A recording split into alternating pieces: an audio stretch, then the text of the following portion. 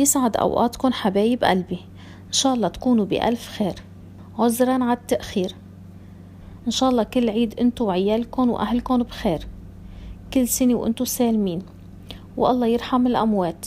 إن شاء الله بينعاد علينا وعليكم بالصحة والخير. فيديو اليوم هو معمول للعيد بالجوز والفستق الحلبي والعجوة يلي هي التمر. بحب أقول للناس يلي دخلوا على قناتي لأول مرة ما تنسوا الاشتراك والضغط على زر الجرس حتى يوصلكم إشعار بكل جديد، وأهلا وسهلا فيكم بتنوروا قناتي بوجودكم. يلا نبلش، بسم الله.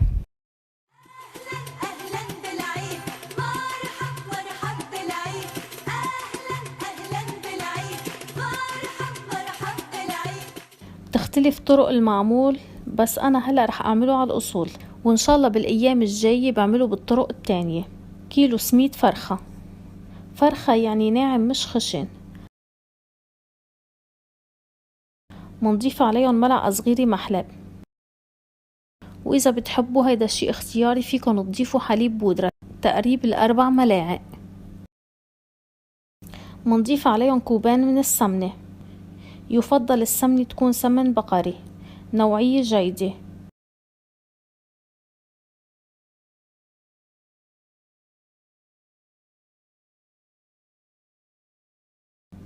ومنبلش نفرك السميد فرك.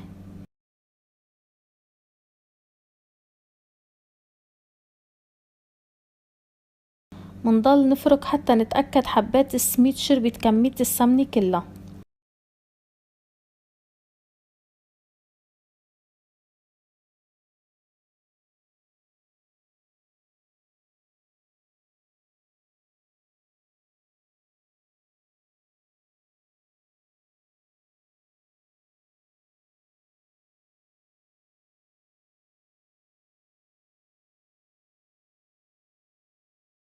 بوعاء تاني منضيف كوب من السكر. بنفس الكوب منعبي نص الكوب ماء ورد، وربع الكوب ماء زهر،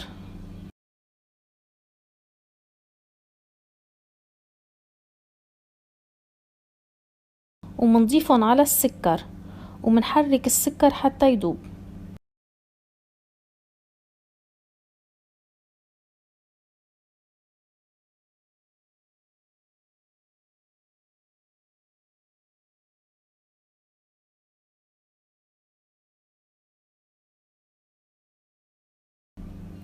بس نتأكد انه داب السكر منضيفه على مراحل على عجينة السميد،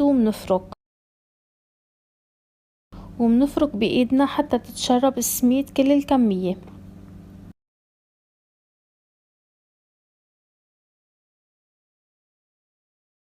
منضيف شوي شوي ومنفرك هيك حتى تتشرب السميد كل كمية ماء الزهر وماء الورد، ومنغطي العجينة ومنتركها ترتاح تقريب 6 ساعات أو ليلة كاملة. أنا عندي هون جوز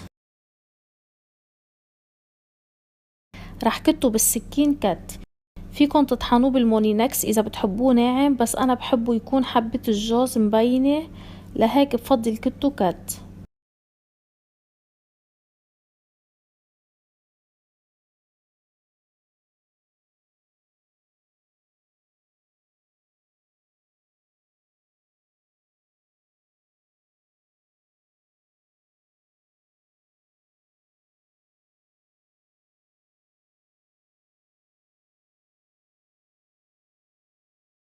منضيف على الجوز ملعقة سمنة، 6 أو 7 ملاعق قطر. نخلط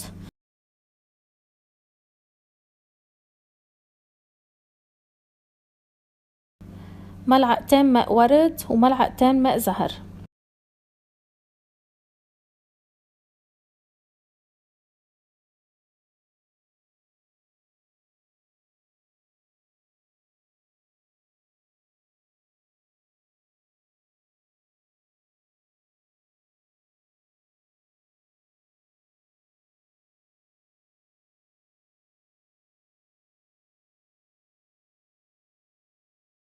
وباليوم التاني بناخد قطعة من العجين بنفردها بإيدنا بهالشكل،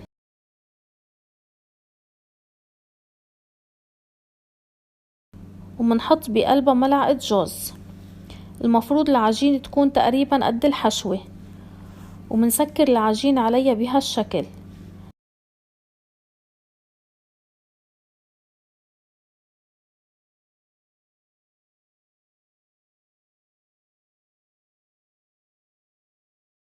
أنا عندي هون قالب رشيت بقلبه شوية طحين كرمال ما تلزق.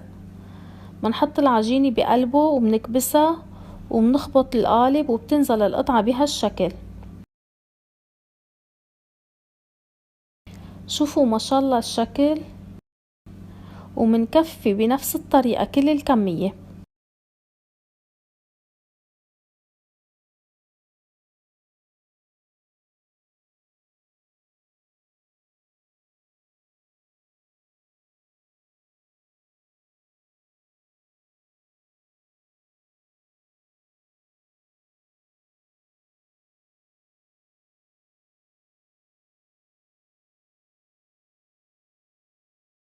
ومندخلن على فرن محمى على الرف الوسط شاعل من تحت ومن فوق. فيكن تشوهم من تحت بعدين تطفوا وتشعلوا النار من فوق. بنصحكن ما تبعدوا عن الفرن ولا ثانية لأن فورا بيستووا. وبس يطلعوا من الفرن منرش عليهم السكر البودرة.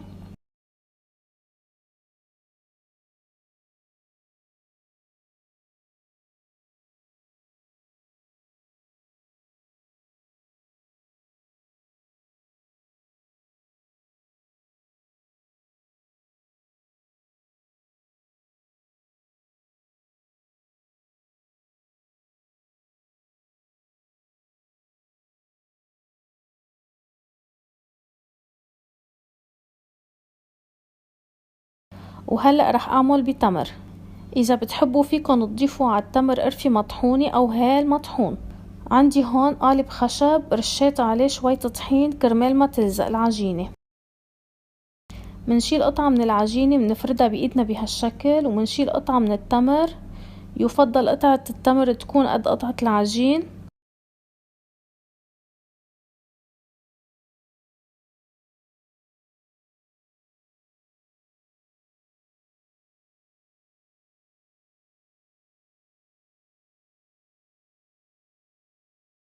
منحشيها ومنسكر عليها بهالطريقة.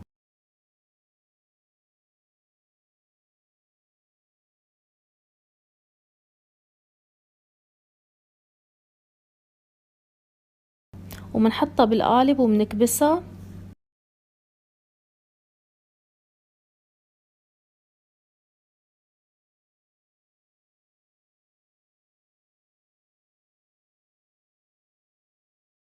ومنخبط القالب وبتنزل القطعة. شوفوا ما شاء الله الشكل. منكفي بقية الكمية بنفس الطريقة.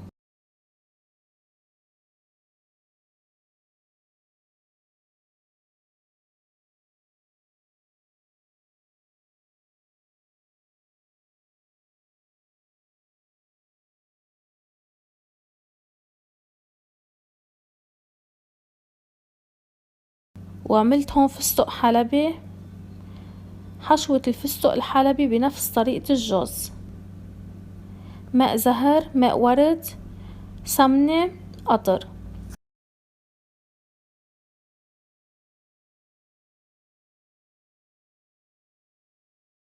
كمان بذكركن فستق الحلبي إذا بتحبوا الحشوة تكون ناعمة فيكن تطحنوه بالمولينكس، بس أنا بحبه يكون خشن. هيدا شي اختياري.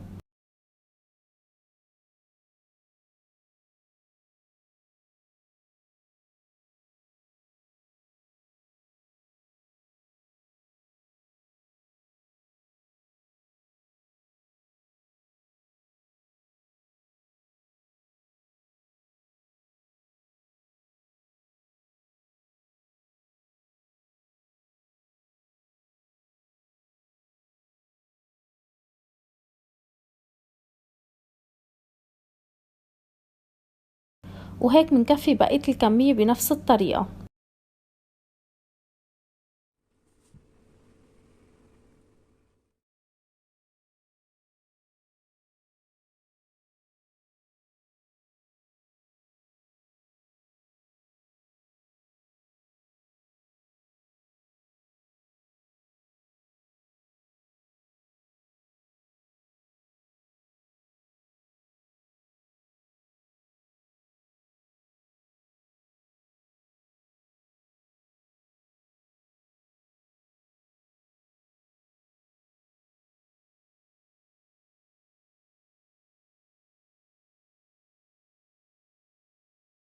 وهيدا شكلهم بعد ما جهزوا. شوفوا ما شاء الله الشكل والطعمة ما فيي خبركن، صدقا كتير طيبين.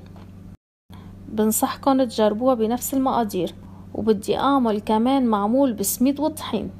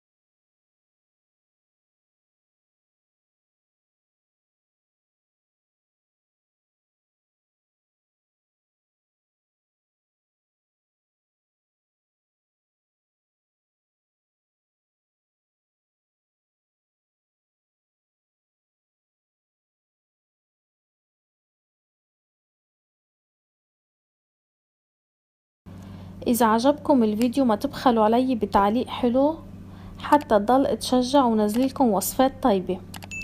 اعملوا لايك وشير للفيديو. وهلأ بدي ودعكم وان شاء الله بلتقي فيكم بفيديو جديد بإذن الله. باي باي.